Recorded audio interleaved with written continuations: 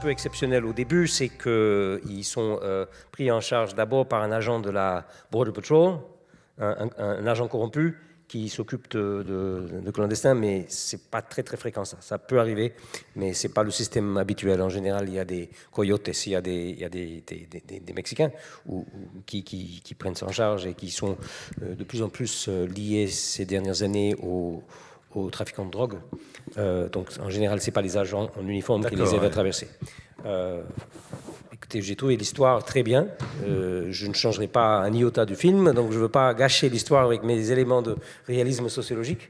C'était un New York un peu même très stylisé, quoi. Par exemple, à un moment donné, par exemple, Magda, la fille, dit « Je suis née ici. Je suis née ici ». En fait, elle ne pouvait pas être née là avec l'accent qu'elle avait. Enfin, c'était une Colombienne, évidemment. Donc, bref, des petits détails comme ça. Mais ça ne devrait pas vous gâcher l'histoire, quoi. C'était un récit très bien mené. Vous me disiez tout à l'heure au Mexique, il y a des accents. C'est-à-dire que ceux de Puebla ne parlent pas comme ceux de Mexico. Oui, alors une autre question que je me posais, c'est voilà. Si le garçon, le voyou, là, Juan, venait de plus au nord, venait vraisemblablement de la frontière, et si Pedro venait de plus au sud, à Puebla, pourquoi est-ce que le papa Diego n'aurait pas reconnu l'accent de son fils supposé qui n'avait pas l'accent de la région? Enfin bon, ça aussi on peut... D'accord. Alors maintenant, plus dans des généralités d'abord, quelle est la population mexicaine, son estimation pour les États-Unis et à New York en particulier? Alors au Mexique, globalement, il y a aujourd'hui aux États-Unis quelque chose comme 35 millions de personnes qui sont d'origine mexicaine, et de ces 35 millions, je crois qu'environ 25 000 sont nés aux États-Unis, mais d'origine mexicaine, et 15 millions, entre 10 et 15 millions qui sont mexicains nés au Mexique. Et de ces, mettons 15 millions, la majorité sont sans papier.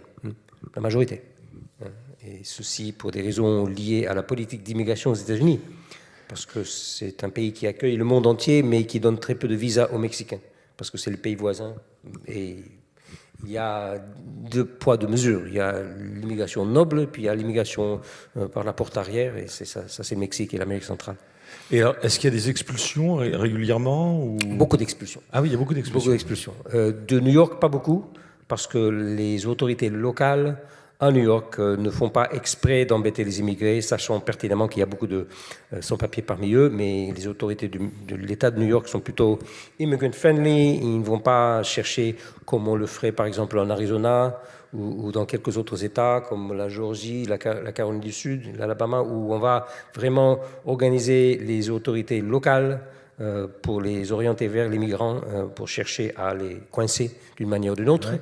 Avec un clignotant qui ne marche pas ou un problème enfin bon, des petits larcins comme ça, où on peut se retrouver entre les mains des autorités d'immigration beaucoup plus facilement dans ces régions-là où les autorités locales sont un peu de mèche avec les autorités fédérales et qui vont chercher exprès les immigrés à embêter.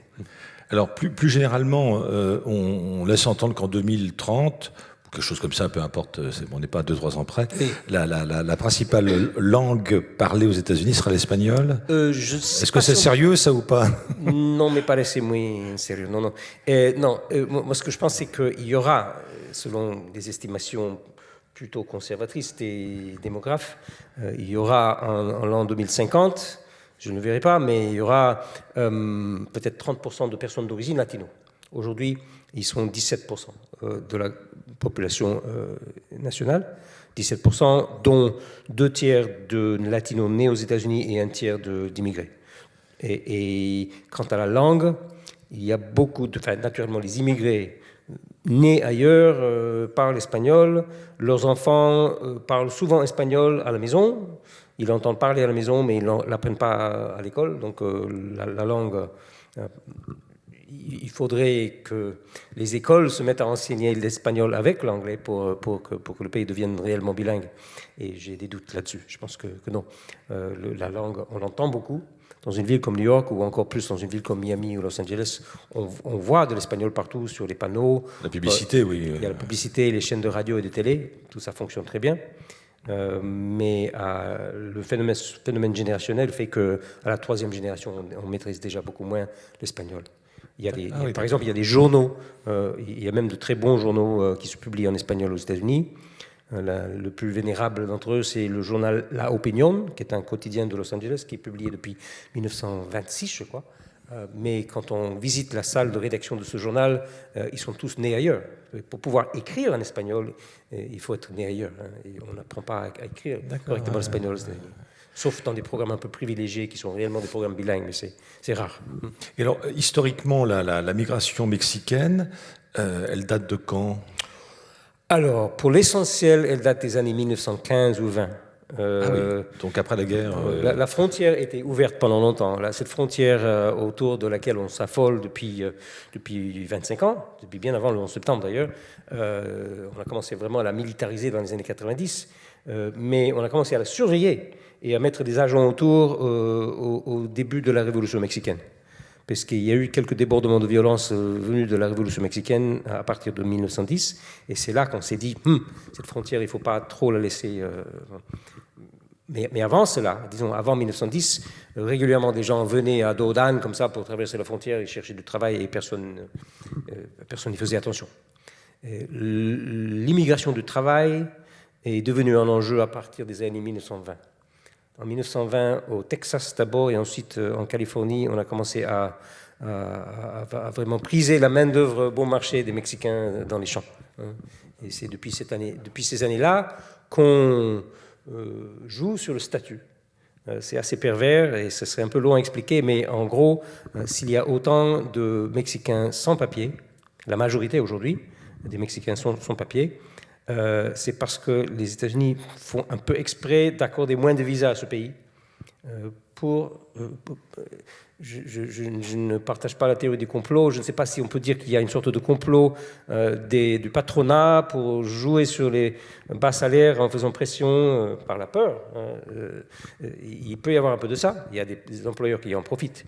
Mais je pense qu'il y a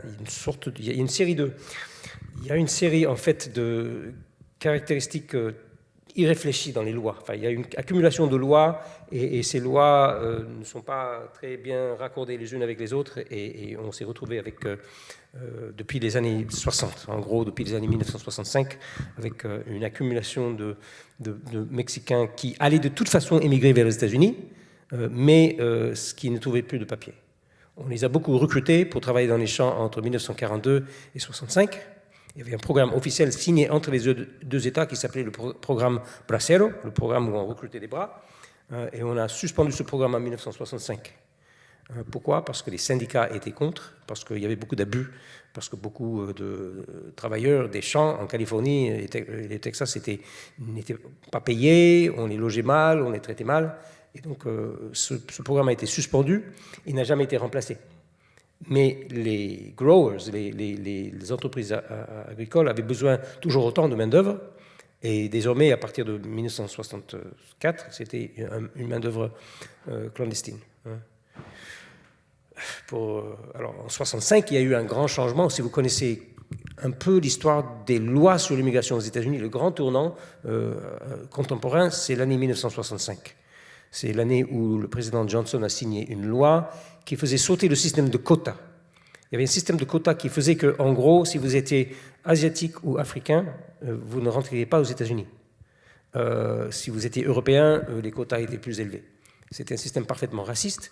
Et on s'est dit qu'à partir du mouvement des droits civiques et de la loi sur les droits civiques datant de 1965, on s'est dit que pour être un petit peu en conformité avec l'esprit de ces lois-là, il fallait aussi faire sauter les quotas pour l'immigration. Donc le monde entier était ouvert aux États-Unis à partir de 1965, sauf le Mexique. Théoriquement le Mexique aussi, mais on a commencé à niveler et on accordait désormais autant de visas aux Mexicains qu'aux Zimbabwéens. Enfin, il n'y avait pas encore le Zimbabwe à l'époque, mais vous voyez... Et donc, les travailleurs mexicains étaient lésés par ce nouveau système. qui, sous prétexte d'ouvrir les États-Unis au monde entier, a en fait fait baisser le nombre de visas pour les Mexicains. Alors, qu'est-ce qui fait que... parce que quand même, l'économie du Mexique, la société mexicaine a aussi énormément changé depuis, depuis 1910, évidemment, mais depuis même, ne serait-ce que les années 65. Qu'est-ce qui fait qu'il y a encore une telle... finalement, envie de quitter le Mexique pour aller faire fortune ou pour réussir sa vie ou je ne sais pas quoi aux États-Unis? J'ai devant moi une Mexicaine qui pourrait vous en dire beaucoup parce qu'il y a une partie de sa famille qui est partie aussi. Il y a une trentaine d'années encore, on pouvait plus ou moins deviner d'où venaient les Mexicains aux États-Unis. Ils venaient tous, en gros, de 4 États du centre-nord du Mexique. Ils venaient tous, en gros, du Michoacán, Zacatecas un peu, de Guanajuato et de Jalisco, voilà, de cette région-là, peut-être à 500 km au nord de Mexico, vers l'ouest. Et depuis une vingtaine d'années, ça s'est décloisonné. Il y a des Mexicains de partout, de toutes les régions qui vont aux États-Unis. Pourquoi? Je pense que la déstabilisation de l'économie par ce qu'on appelle, je mets beaucoup de guillemets autour, ce qu'on appelle le libre-échange. Le libre-échange a pas mal gâché l'agriculture au Mexique. Il y a des régions qui ont été complètement détruites économiquement. Le sud en particulier, le sud indigène du Mexique. Puebla peut-être un peu, mais surtout je pense à des régions comme l'État de Oaxaca. La région indigène qui s'est un peu vidée de sa population adulte. Ils sont tous maintenant entre le Texas, la Californie et la Caroline du Nord, parce qu'on ne peut plus faire vivre la terre, enfin on ne peut plus vivre de la terre dans ces régions-là. Le libre-échange, comment dire, peut-être qu'on ne va pas se lancer dans un débat sur le principe même du libre-échange, mais ça s'est traduit par un développement énorme des échanges entre le Mexique et les États-Unis, dans la manufacture et notamment dans la voiture, et il y a une série de secteurs qui ont fait boom grâce au libre-échange, mais il y a très peu de Mexicains qui en profitent. Il y a beaucoup de Mexicains qui n'en profitent pas du tout. Alors, dans le film, c'est du reste, à mon avis, assez banal comme observation, pour d'autres formes de migration dans d'autres pays du monde, les Mexicains se retrouvent entre eux. Pour leurs loisirs, pour le boulot. Voilà, on a l'impression qu'il y a quand même une sorte d'esprit communautaire ou de filière. Je ne sais pas quel est le bon vocabulaire qu'il faudrait utiliser. Des filières, il y en a, des filières. Ça fait penser aux filières du trafic. Parce que ce qu'on sait, c'est qu'il y a des réseaux transnationaux qui fonctionnent très bien entre Puebla, l'État de Puebla en particulier, et la ville de New York.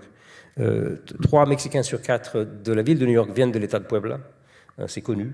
C'est connu aussi que la majorité des hommes adultes de Puebla, du Mexique, travaillent à New York dans les restaurants. Donc là c'était réaliste. Il y a aussi des réseaux et des circuits sociaux, etc. Mais à mon avis, ils ne restent pas nécessairement tout le temps entre eux.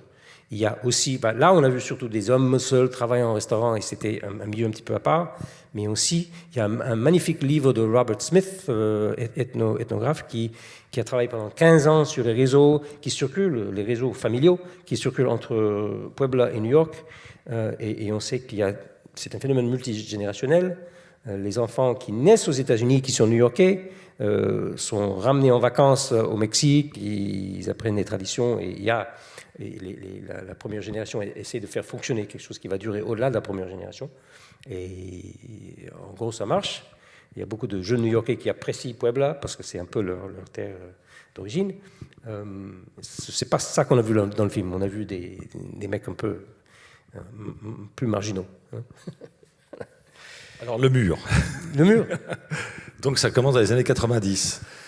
Ça part d'où? Parce que c'est quand même une frontière qui fait combien de kilomètres? 2000 kilomètres? Environ 3000 kilomètres. 3000 kilomètres, d'accord. 1900. Mais qui a pu avoir l'idée de construire un mur de 3000 kilomètres, qui n'est pas fini, évidemment, mais... Non, elle ne sera jamais finie. Il ne sera jamais fini parce que... Ça semble une absurdité. Il y a des régions de la frontière où on n'a même pas besoin de mur. On n'a pas besoin, pour dissuader les gens de passer, de mettre là un mur. On met quelques barbelés pour empêcher les véhicules de passer. On met des senseurs pour détecter le mouvement humain et on compte sur le climat très hostile pour empêcher les gens de passer.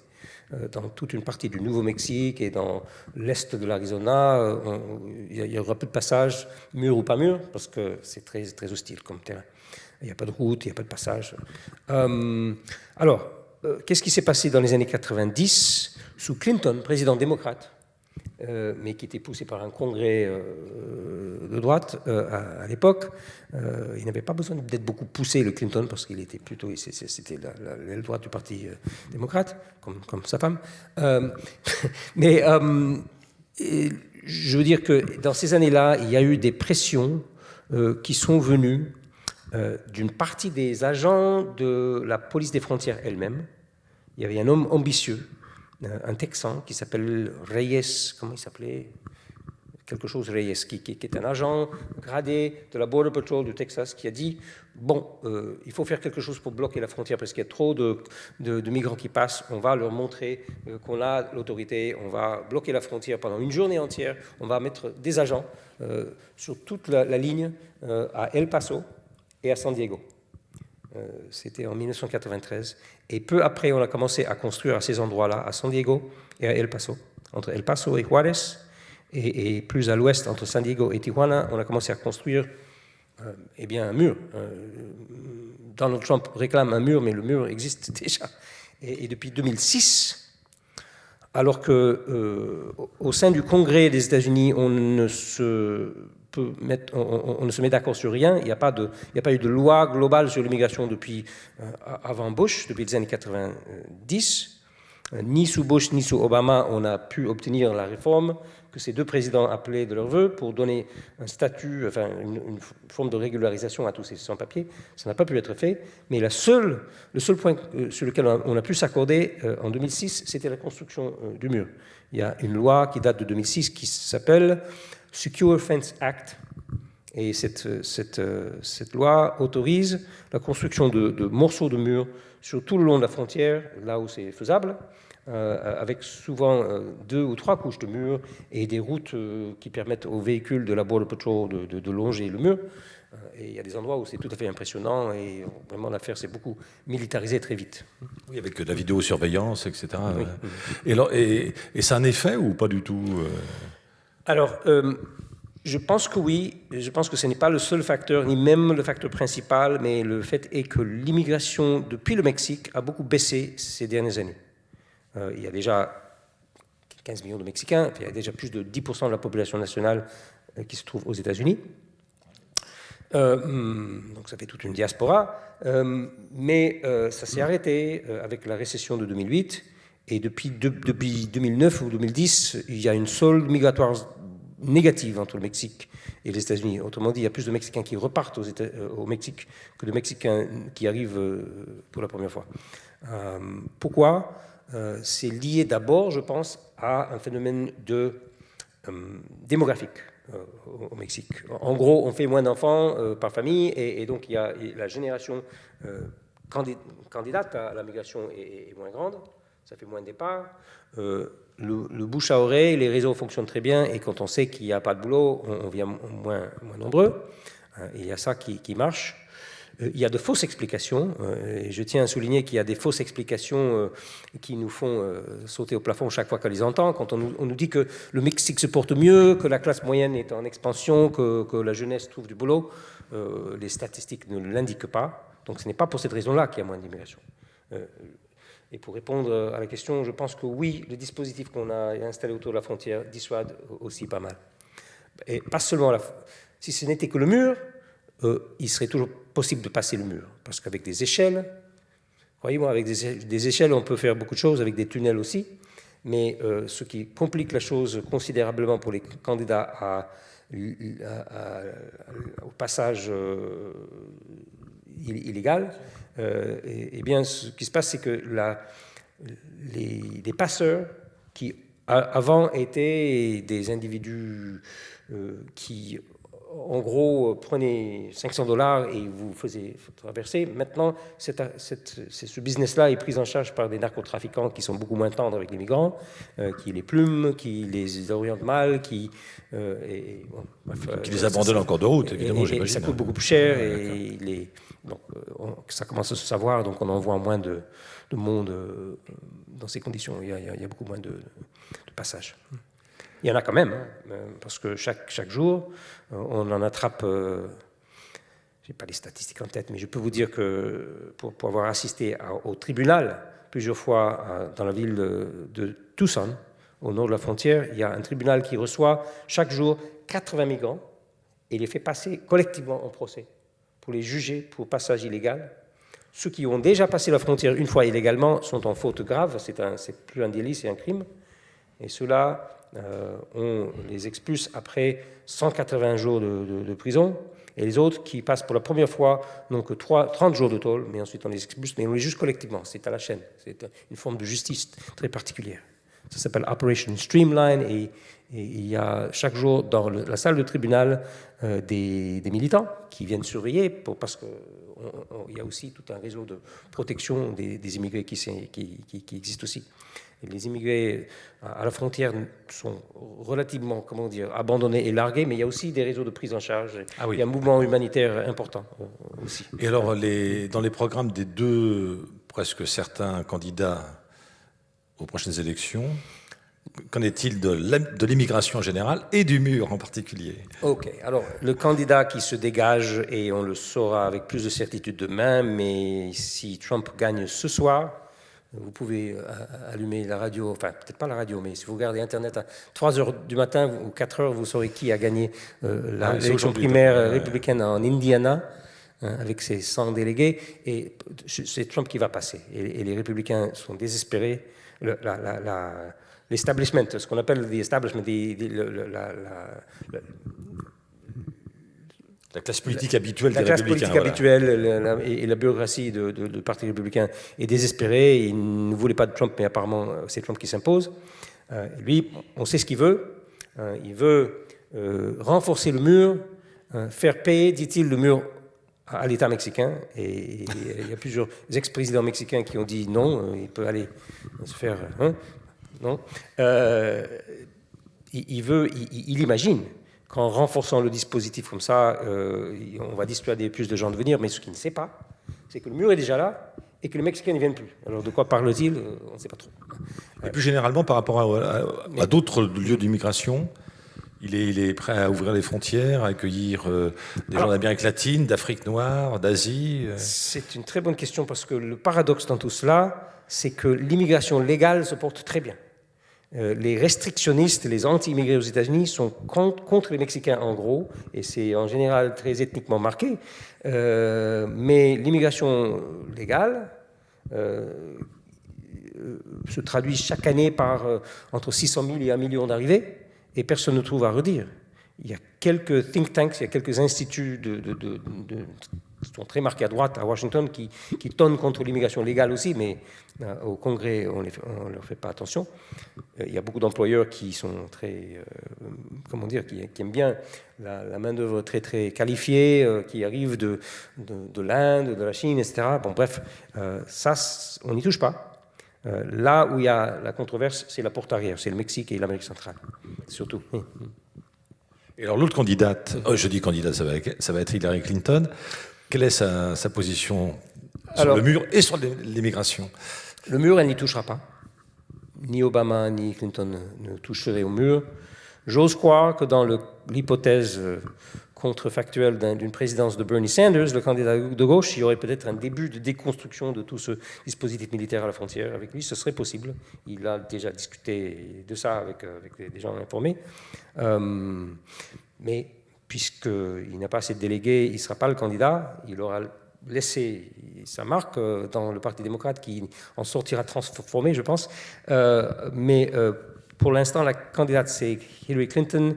Et comme elle sait que beaucoup d'électeurs comptent sur elle, pas seulement les latinos, aussi des gens de bonne volonté qui ne sont pas latinos, ça n'est pas strictement lié à l'ethnicité, mais beaucoup d'électeurs latinos qui votent pour le Parti démocrate habituellement et qui espèrent que cette fois-ci, avec une nouvelle présidente, il y aura un vrai effort pour régulariser et donner un statut à ces 10 ou 11 millions de sans-papiers, dont peut-être 6 ou 7 millions de Mexicains.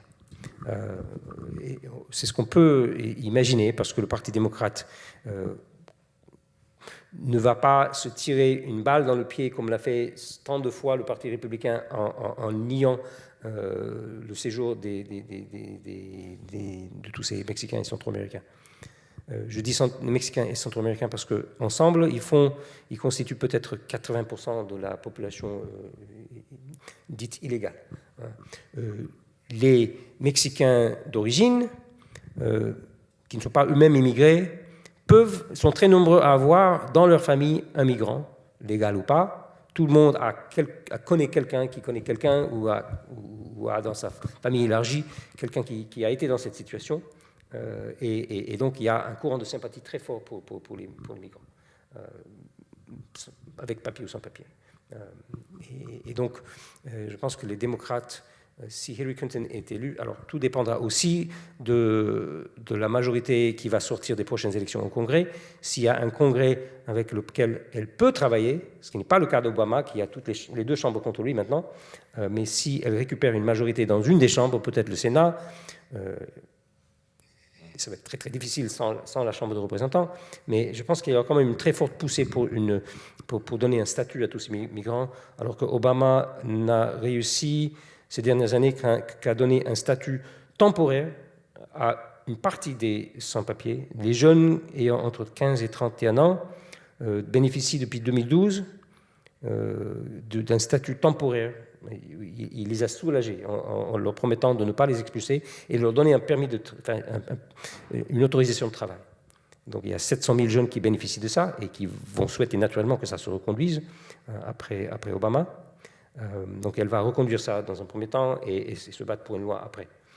C'est le scénario vraisemblable, mais sans la Chambre des représentants, qui risque pas de basculer vers les démocrates cette fois-ci, eh bien ça risque d'être l'impasse encore pas mal d'années. Alors, du côté des migrants légaux, on va dire ça comme ça pour simplifier, est-ce qu'il y a des groupes de pression qui se sont constitués, des mouvements qui militent évidemment pour leur meilleure intégration et la meilleure reconnaissance de l'égalité des droits entre des migrants venus d'ailleurs et les Américains, entre guillemets, de souche, etc. Est-ce que ça existe ? Oui, il y a toutes sortes de choses. Il y a tout un tissu d'organisations. Si vous allez dans une ville comme Los Angeles, évidemment, c'est immense. Il y a beaucoup d'organisations qui sont là pour défendre les droits des immigrés, en sachant que les cas les plus sensibles, ce sont les cas des sans-papiers, mais ils se battent plus généralement sur la défense du droit qui existe, et ils se battent aussi pour qu'une loi soit adoptée par le Congrès, mais depuis 20 ans, cette loi n'est pas possible. Ça n'a jamais été possible de mettre le président d'accord avec le Congrès là-dessus, donc ça fait partie des revendications de plus long terme, mais à court terme, il y a des réseaux d'entraide. Il n'y a pas de politique d'intégration des immigrés aux États-Unis. Après la naturalisation, après le jour où on vous fait passer un petit examen sur qui était le premier président des États-Unis, après vous êtes dans la nature et vous vous débrouillez comme ce monsieur au restaurant pour gagner votre salaire et payer votre loyer. Il n'y a pas de prise en charge qui s'appellerait quelque chose comme une politique d'intégration. Ça n'existe pas. Mais ce qui existe, ce sont des réseaux d'entraide de ce genre-là qui jouent parfois en partie sur la solidarité entre migrants eux-mêmes, solidarité entre migrants par lieu d'origine. Si vous venez de Puebla, il y aura une association des Poblanos qui va peut-être vous aider à vous repérer. C'est pour ça que j'ai été un peu étonné dans le film de voir que le gamin ne s'est pas adressé à d'autres Poblanos. Oui, il a essayé, vous me direz, dans le camion. Mais bref, il y a pas mal de choses. Et il y a aussi, côté citoyen des États-Unis, latino ou pas, aussi beaucoup d'organisations. Et par région, ça peut être très fort. À Chicago, c'est très fort. Il y a un réseau très, très fort de solidarité. À New York, un peu moins fort, semble-t-il, parce que c'était beaucoup de nationalités éclatées. alors qu'à Chicago, il y a beaucoup de Mexicains. Los Angeles, c'est pratiquement le Mexique, plus l'Amérique centrale réunie. La ville de Los Angeles, c'est une ville qui est aujourd'hui à 50 et quelques pourcents latino. Donc là, il y a des réseaux d'entraide. Et relayés aussi par des élus dans les États où c'est possible. L'Arizona, c'est un État hostile où il n'y a pas assez d'élus. Il y a une minorité démocrate, le Texas aussi, mais en Californie, et parmi les élus démocrates qui dominent les chambres dans cet État-là, il y a des latinos qui se battent pour les immigrés, qui font tout pour, par exemple, que la police les laisse tranquilles, qu'on ne pique pas leur voiture sous prétexte de les contrôler, enfin, ce genre de choses. Alors, il y a plusieurs absents dans le film, en particulier il y a l'Église, il y a les religions. Est-ce que ça c'est tout à fait réaliste ou bien c'est une vision du réalisateur qui est américain, né en Afrique? Je précise tout de suite, hein, Christopher Il Zala. est né au Kenya, ce garçon. Il a fait ses études aux États-Unis et quand on l'entend parler, il est très nord-américain. Il serait partiellement de famille argentine aussi, semble-t-il. Enfin bon, c'est un cosmopolite. Des églises. Je n'ai pas fait d'enquête de terrain parmi les Mexicains à New York, mais je pense que l'église est là, des églises sont là, contrairement à ce qu'on peut imaginer, ils ne sont pas tous catholiques, il y a aussi une minorité de 20 ou 30% qui sont partis vers des sectes protestantes. Alors, mon livre, ma Bible sur les Mexicains à New York, c'est le livre de Smith qui s'appelle Mexican New York. C'est cette étude des réseaux transnationaux entre un village de l'État de Puebla et New York. Là, on comprend, en lisant ce récit, enfin, c'est une analyse très belle qui se lit comme un récit, là, on comprend que la religion joue un vrai rôle. Les parents qui élèvent leurs enfants à New York ne veulent pas trop les lâcher dans la nature, ont tendance à enfermer les filles, parce que prendre le métro, aller à Manhattan, c'est dangereux, donc on va surveiller les filles, bref... alors que paradoxalement, on se sent un peu plus libre quand on retourne en été à Puebla et on court dans les campagnes et on peut boire une bière. Bref, c'est très intéressant de voir comment ces réseaux fonctionnent. Et je crois comprendre aussi qu'il y a des traditions de Puebla que les parents essayent de proposer à leurs enfants qui grandissent aux États-Unis. Il y a des processions religieuses, j'oublie comment ça s'appelle exactement, mais il y a une procession religieuse cet auteur Robert Smith parle d'un village qu'il a baptisé pour le livre Tiquani, mais il y a un autre nom, parce que les ethnologues déguisent les noms. Mais dans ce village, il y avait une procession et toutes les jeunes de toutes les générations, depuis tout le temps, participent à ça. Et donc, on ramène les enfants. Bref, oui, je pense que la religion joue un rôle. Mais en même temps, la ville de New York, c'est une ville qui a ses propres rythmes. Et j'imagine qu'à terme, après une ou deux générations, l'Église a peut-être un peu moins d'emprise.